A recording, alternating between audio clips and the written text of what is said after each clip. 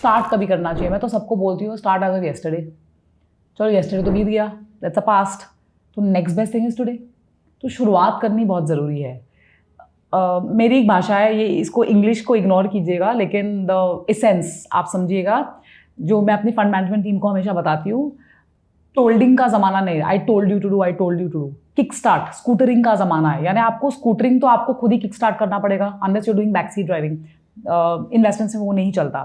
तो I think starting of is very very important. कोई बात नहीं अगर आपने कल नहीं किया, आज कीजिए, कल की वेट ना कीजिए। That is point number 1। क्योंकि हम बोलते हैं कि टाइमिंग से कुछ नहीं होता है, टाइम इन से होता है। क्योंकि अगर आप बहुत ही अच्छे बल्लेबाज हो, समझ लीजिएगा, तो आपको भी काफी सारे बॉल छोड़ने पड़ते हैं, बिकॉज अगला वाला बॉलर भी तो शातिर है। तो market is a best bowler. अब आप विकेट कीपिंग करो या बैट्समैन की रोल निभाओ, वो आपके ऊपर है, लेकिन बैटिंग तो यू मस्ट डू अगर आप ऑलराउंडर कहलाते हो अपने को। So that's point number 1। दूसरी चीज मैं बोलती हूँ, देखिए आइकिया गए हो आप कभी? आइकिया, तो वहां पे DIY होता है, डू इट योरसेल्फ फर्नीचर। आप लेके आते हो, उसको असेंबल करके आप रख देते हो। तो अगर आप DIY हो, आप जानते हो, आपको समझ आता है कि यार ये मुझे कैसे असेंबल करना है, मेरी बस की बात है, तो आप जैसे लोगों के लिए आप डायरेक्टली कर लीजिए, कोई बात नहीं है। आजकल म्यूचुअल फंड्स में भी डायरेक्ट का माध्यम है, आप शेयर बाजार में डायरेक्ट निवेश कर सकते हो, आप बॉन्ड्स में डायरेक्ट निवेश कर सकते हो। लेकिन बल्क ऑफ द कंट्री, हम तो एक्सेप्शंस है, okay, exceptions don't prove the rule. Bulk of the country is still not financially सेवी। बिल्कुल।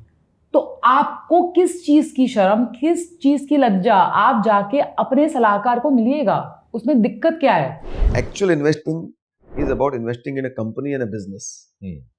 तो अगर खराब मार्केट में भी कुछ बिजनेस अच्छे ही करते हैं, तो मार्केट नीचे भी जाता है तो कुछ बिजनेस ऊपर करते हैं।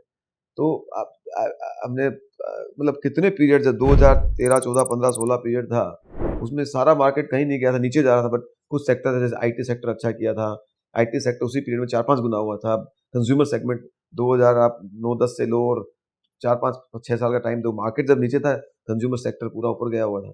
तो हर मार्केट में कुछ सेगमेंट, सेक्टर, स्टॉक्स ऊपर जाएंगे, कुछ नीचे जाएंगे। आपका काम है कि उसको स्टडी करना, कौन सी कंपनी में इन्वेस्टमेंट करते रहना, नहीं करना। और उसी तो investing is about actually identifying business, management, company जहां पे इन्वेस्ट करना है। आप न तो शेयर प्राइस में इन्वेस्ट करते हो, ना इंडेक्स में इन्वेस्ट करते हो। आप इन्वेस्ट करते हो एक बिजनेस में, कंपनी में।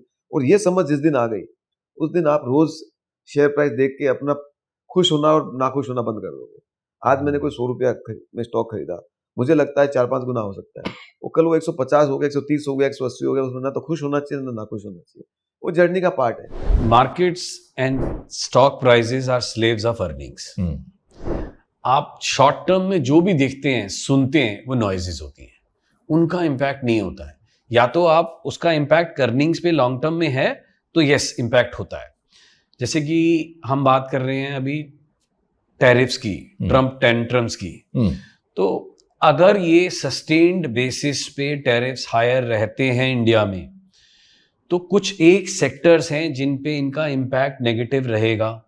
जब तक कि वो ऑल्टरनेटिव मार्केट्स नहीं ढूंढते, ऑल्टरनेटिव स्ट्रैटेजीज नहीं ढूंढते हैं, बिजनेसेस नहीं ढूंढते हैं, तब तक उन पे नेगेटिव रहेगा।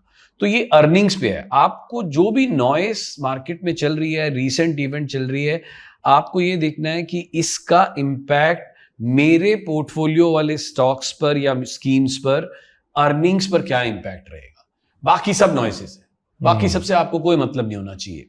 दूसरी चीज जो बहुत इंपॉर्टेंट होती है, अर्निंग्स ग्रोथ है, कंपनी के फंडामेंटल्स अच्छे हैं, लेकिन क्या वो इस प्राइस पे मिल रही है कि वो रीजनेबल है या नहीं है।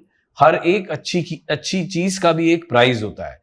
आप एक पर्टिकुलर प्राइस तक उसको लेने के लिए तैयार रहते हैं, उसके बाद वो आपके लिए सेंस नहीं बनती है। तो इसमें होता है risk reward is in your favour और नॉट। अगर कोई चीज बहुत महंगी मिल रही है, चाहे वो कितनी ही अच्छी अर्निंग्स क्यों ना कर रहे हो, तो भी एक अवॉइडेबल होती है। तो दो ही क्राइटेरिया है, पहला अर्निंग्स, दूसरा वैल्यूएशन।